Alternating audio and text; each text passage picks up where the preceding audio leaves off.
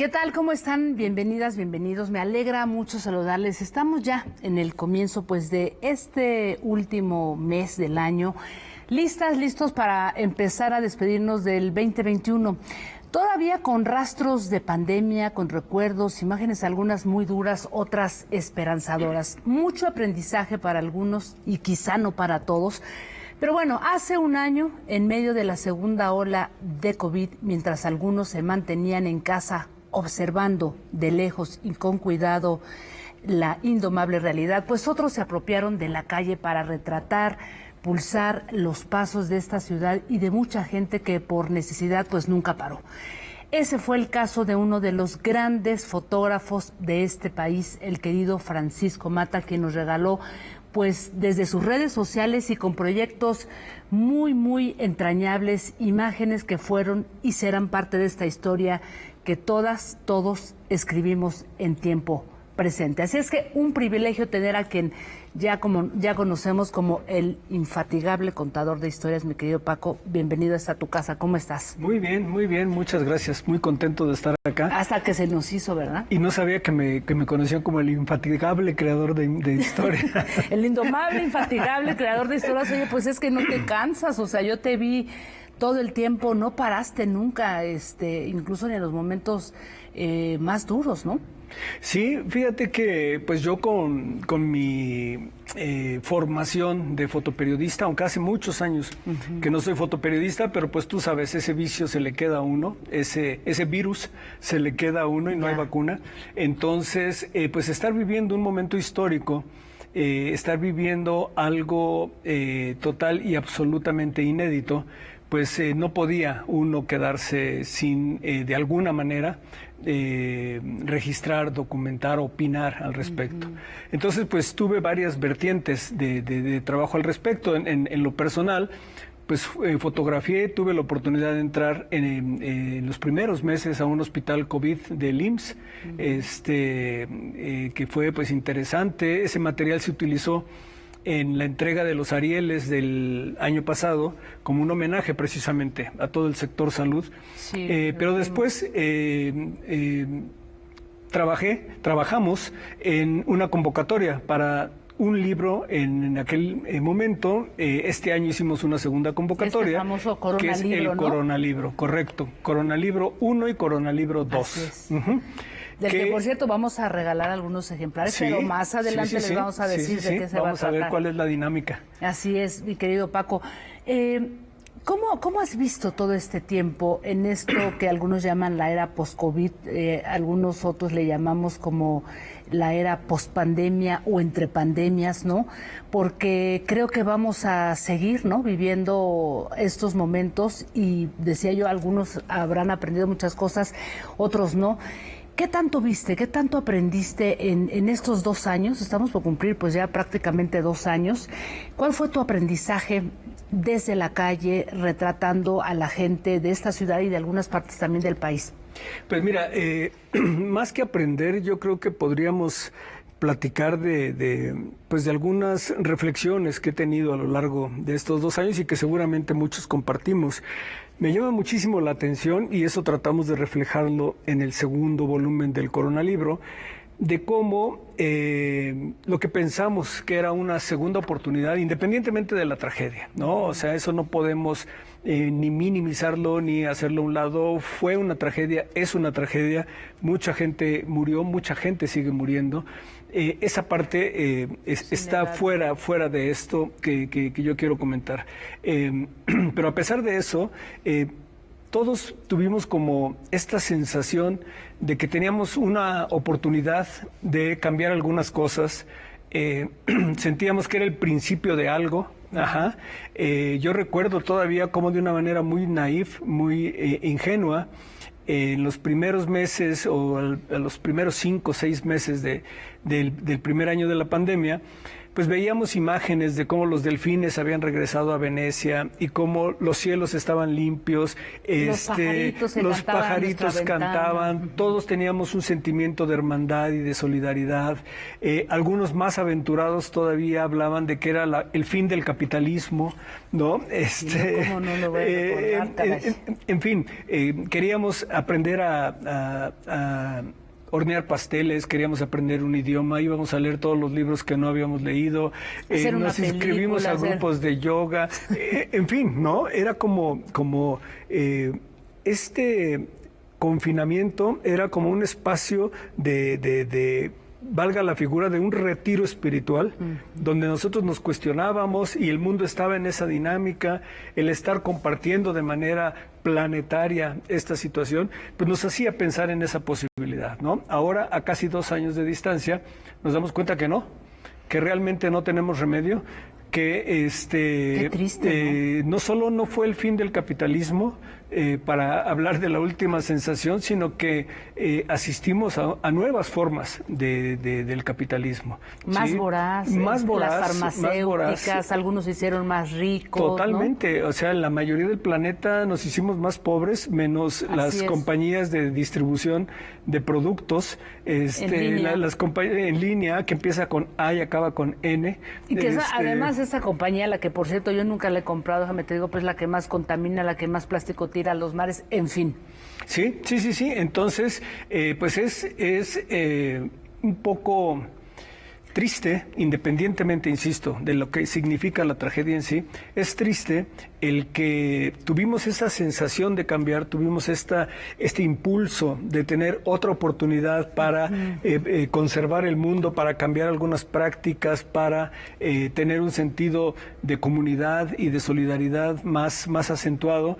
Y en cuanto pudimos salir, salimos a lo mismo. Yo recuerdo también la primera semana que se abrió en París los comercios y que la gente pudiera salir, colas en los centros comerciales para comprar ropa de esta que es casi desechable, esta fast moda, colas para eso, ¿no? Entonces nos urgía salir, nos urgía regresar al espacio público, a eso.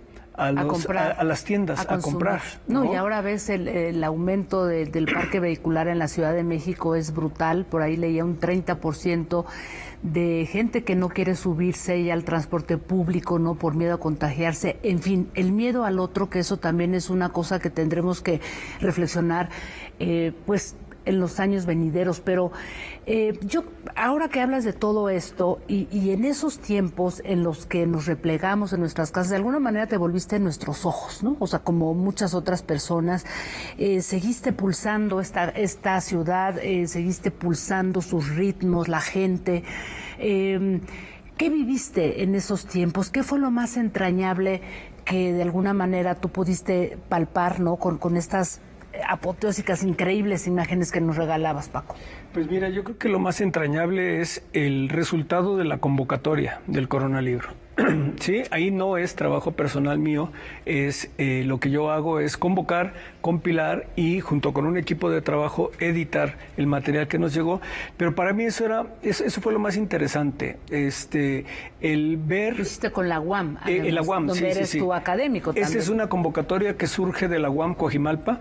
De hecho, el Coronalibro es el 7º proyecto que hacemos con esta metodología, que la metodología es crear un proyecto colaborativo donde se invita en las redes sociales a que nos envíen fotografías, videos, textos, audios, en el caso de los últimos libros, y hemos hecho un libro sobre migración, hemos hecho otro sobre las protestas de los 43 muchachos desaparecidos de Ayotzinapa, las protestas sociales, hemos hecho un libro sobre el temblor, el terremoto del 19, hicimos un libro sobre ser mujer, que ese libro es un libro para mí muy importante porque tuvo el premio Juan Pablo Salarte Editorial y que responde a una pregunta que pues es complicada, bellísimo, que no tiene respuesta, que es más bien una provocación que lanzamos, ¿qué es ser mujer en Latinoamérica? ¿No? Y pues evidentemente la respuesta es muchas respuestas, hay muchas formas de ser mujer, hay muchas maneras de entender el ser mujer. Me parece que es un proyecto que quedó bien en cuanto a lo que nosotros queríamos, que era provocar un diálogo, que la universidad se metiera en esta discusión, en esta importantísima efervescencia que han generado los movimientos pro derechos de la mujer y contra la violencia, pero también toda la teoría y la práctica feminista, ¿no? Creo que son dos campos que desde cualquier trinchera me parece que vale la pena hablar de ellos y dialogar. Y entonces nuestra propuesta fue este libro. Y después hacemos Coronalibro, ¿no? El Coronalibro, muy bonito, porque con unas imágenes. Era necesario, ¿no? Responder a la coyuntura. Y entonces decía yo, para mí fue muy entrañable ver cómo en muchos sentidos no solo estábamos compartiendo una pandemia, estábamos compartiendo este encierro, estas utopías de las que hablábamos, sino también estábamos compartiendo una manera de ver, que para muchos se había olvidado. Tú lo puedes ver en las fotografías. Entonces empezamos a redescubrir cómo entra la luz a nuestros cuartos, cómo se proyectan las sombras, empezamos a redescubrir el valor de los objetos que forman parte de nosotros, el cómo la casa o el espacio adquiere una relevancia que probablemente no le habíamos dado a ese hasta nivel. Ese momento, ¿no? ¿Sí? Entonces, para mí, esa parte, el ver a través de las imágenes cómo estábamos compartiendo eso, el cómo nos podíamos sentir identificados con las imágenes, no importa dónde fueran tomadas, porque recibimos fotografías de 16 países diferentes. Quedaron publicados 126 autores, pero recibimos alrededor de 6,000 piezas de colaboración. Entonces, imagínate. Enorme, ¿no? Sí.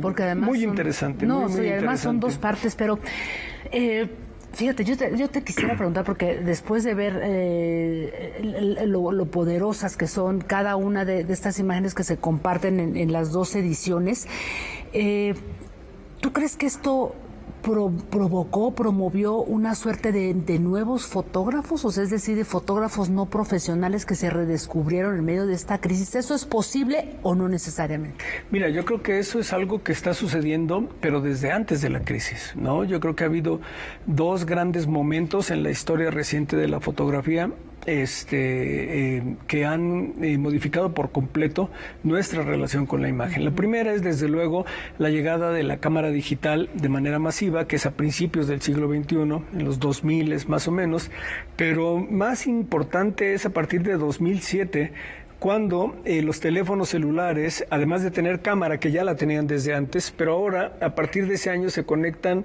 a las redes sociales, tienen GPS, el software en la forma de apps empieza a popularizarse.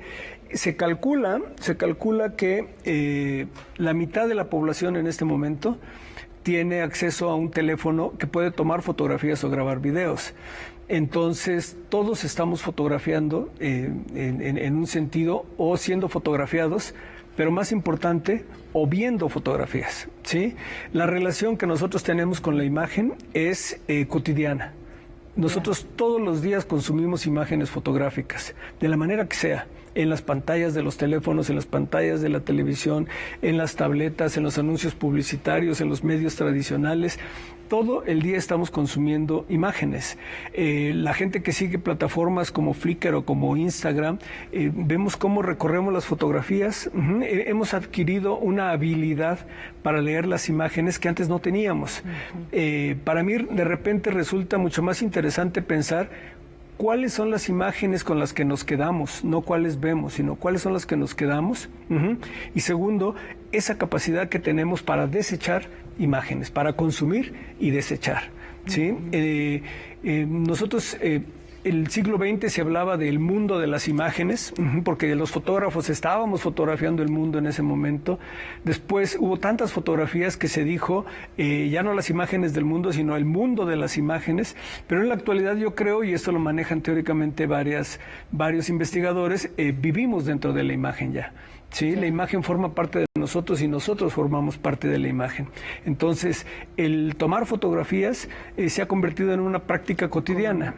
El compartir fotografías, que ese es el segundo punto importante, también forma parte de nuestros hábitos diarios. ¿Eso necesariamente te hace fotógrafo? Yo quiero seguir esta conversación porque creo que es un gran tema. Déjame hacer una muy breve pausa porque Creo que eso ocurre en el terreno también del periodismo, ¿no? El ciudadano periodista con su dispositivo móvil, o en el tema del documental, en el tema de la fotografía, y algunos dicen no necesariamente porque tengas un dispositivo móvil y saques las fotos que quieras, eso te hace en automático un artista, un creador. Pero me lo respondes después de esta brevísima pausa, ¿te parece? Sí. Estamos conversando con el gran fotógrafo mexicano Francisco Mata. Volvemos.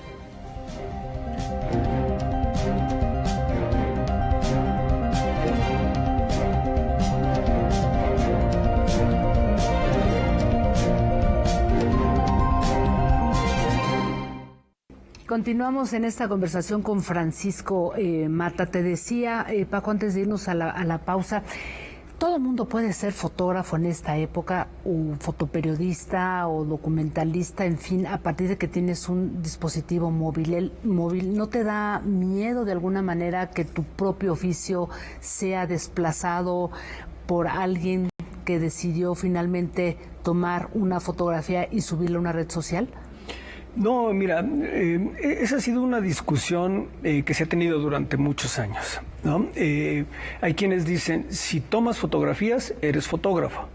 Entonces eso nos respondería que sí, que todos los que tienen un dispositivo que les permite tomar fotografías son fotógrafos. Hay quienes dicen, no, una cosa es tomar fotografías y otra cosa es ser fotógrafo. Y el segundo grupo argumenta, todos sabemos escribir, más o menos, ¿no? Eso no nos hace escritores. Yo creo que es más o menos lo mismo, pero también creo que debemos de dejar de entender a la fotografía como una labor de especialistas, ¿sí? Y como una labor privilegiada, y entenderla más como lo que es en la actualidad un fenómeno de comunicación. Cualquier país que piense en su bienestar, en su progreso, entre otras cosas, evidentemente que lo que va a buscar es erradicar el analfabetismo. Lo ideal de una sociedad moderna es que toda la población sepa leer y escribir. Eso es una herramienta, eso te permite comunicarte, eso te permite relacionarte de una manera con la sociedad en distintos ámbitos. Con la fotografía está pasando lo mismo, ¿sí?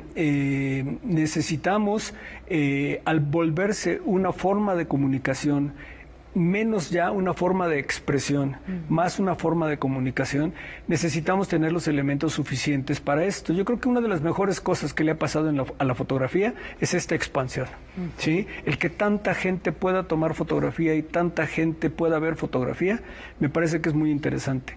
Si tú revisas el Instagram de hoy y revisas el Instagram de hace unos años, te vas a dar cuenta cómo ha subido el nivel de calidad de las imágenes. Eso es cierto. Sí, y no me refiero a lo técnico, a la composición, al cómo te relacionas con el sujeto que vas a fotografiar, etcétera, porque hemos ido aprendiendo a través de estar viendo y viendo fotografías. Ya, pero fíjate que tú decías una vez en una entrevista hace algunos años que te hicieron, y que me gustó mucho porque de alguna manera se parece a lo que ocurre también, por ejemplo, en el cine. Y tú decías que la fotografía no es algo neutral, no es algo que sea objetivo, ¿no? La fotografía, para poder perfeccionar tu punto de vista, esa mirada con la que tú tomas una foto y con la que cuentas una historia, porque tú por eso decía que eres un infatigable contador de historias, y ahora veremos algunas fotos tuyas de tu Instagram, es que lo que tú estás plasmando ahí te define.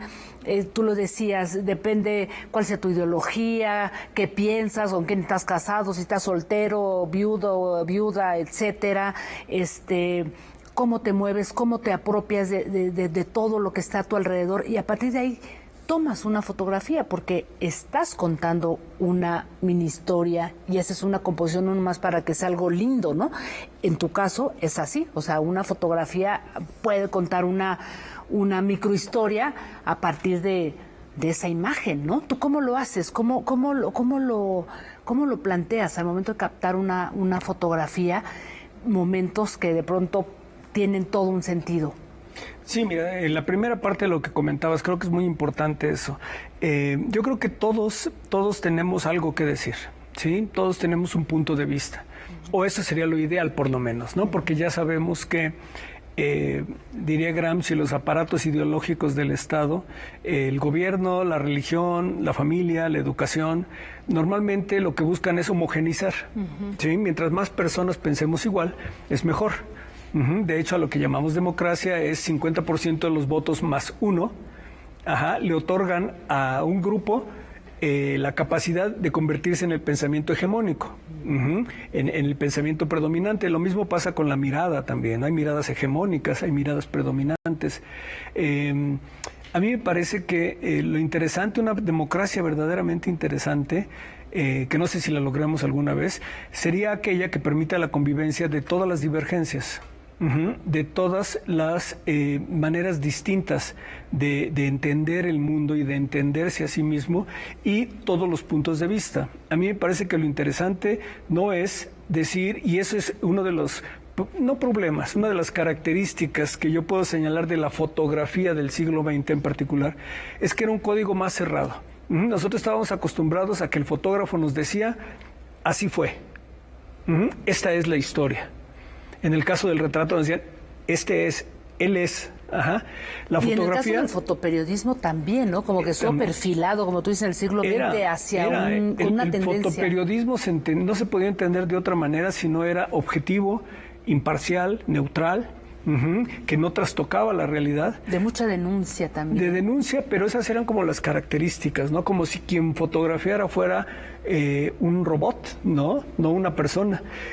Ahora entendemos que la fotografía siempre fue así, pero ahora lo tenemos muy claro, es en primera persona, es subjetiva, ¿sí? ¿Y por qué es subjetiva? Pues porque hay una persona detrás de la cámara.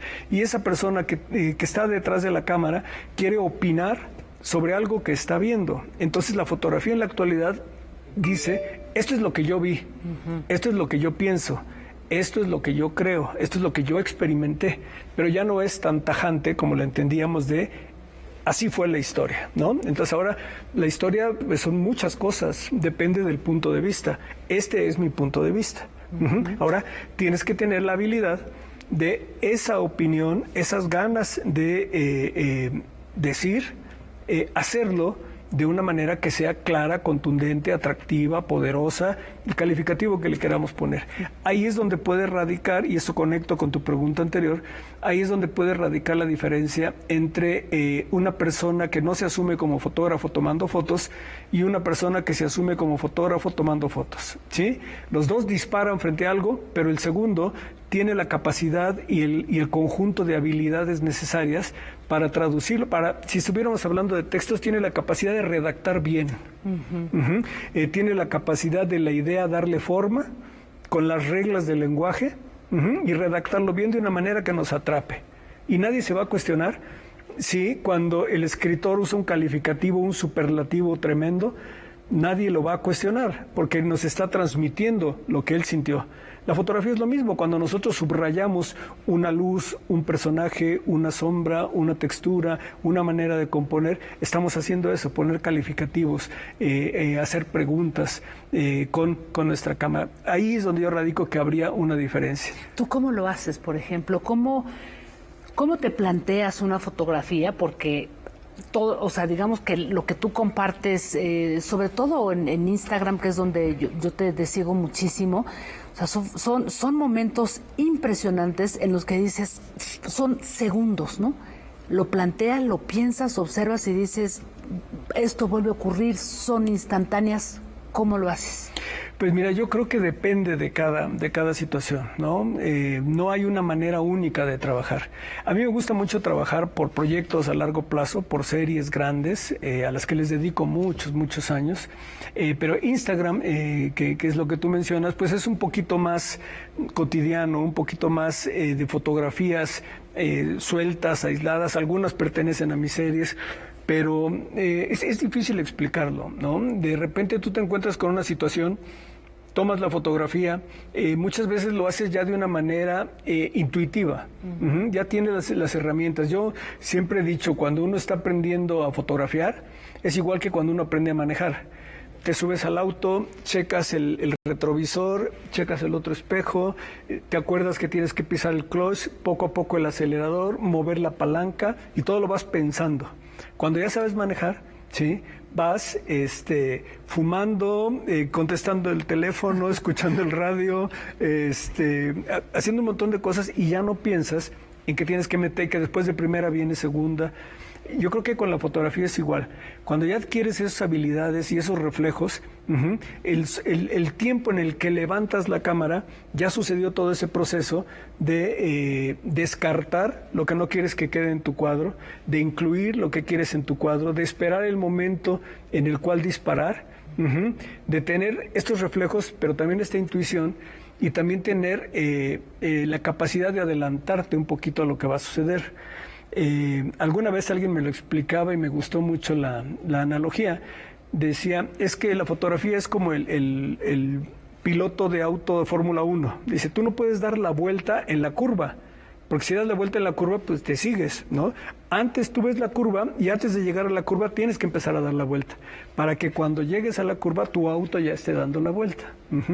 La foto es un poco igual, tienes que anticiparte a lo que va a suceder y más o menos esperar a que delante de ti suceda eso. Pues lo dices muy fácil, pero yo veo tus fotografías y son realmente unas joyas, unas piezas de arte, querido Paco Mata.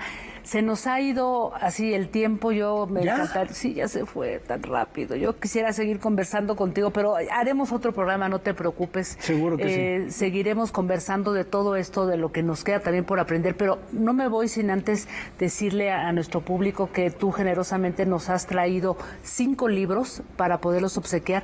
¿Qué le preguntamos? ¿Qué tendría que responder nuestra audiencia para llevarse alguno de estos libros que tú vas a compartir? El de Corona Libro y el de Ser Mujer, que realmente es una joya.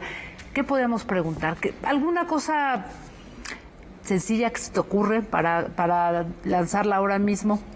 Pues mira, más que pensar en una pregunta, yo creo que sería más interesante leer por qué quieren el libro, por qué querrían tener el libro. Me parece muy Eso bien. Me parece que puede invitar un poquito más a ser un poco creativos de por qué quiero tener yo ese libro que si ni siquiera lo conozco, aunque ya se vieron algunas imágenes en pantalla, ¿sí?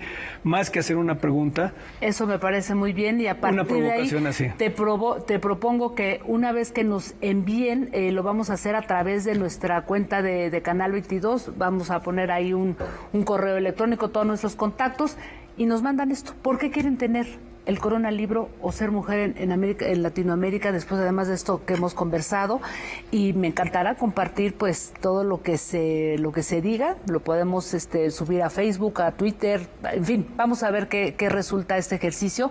Te agradezco mucho, querido Paco. Bienvenida a tu casa siempre. Muchas gracias a ti. Y un privilegio, un placer igualmente. Hasta muy pronto y pues gracias a todas, a todos. Entonces, aquí tienen ustedes esta propuesta. ¿Por qué quieren tener estos libros de Francisco Mata, uno de los grandes fotógrafos de este país? Nos vemos el próximo jueves.